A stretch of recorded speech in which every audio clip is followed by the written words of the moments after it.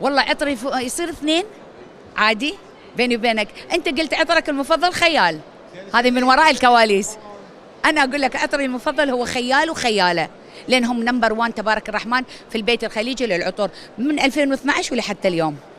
اكيد طبعا انا مو بس احب العطور، انا سبحان الله يعني نضجت وتكونت على هوايه العطور. انا درست غير، بس انا هوايتي العطور، لان هذا الشيء كان منذ الصغر. يعني من عمري يوم 7 سنين انا اصنع عطوري بنفسي. من يوم انا قلت لك هذه وراء الكواليس.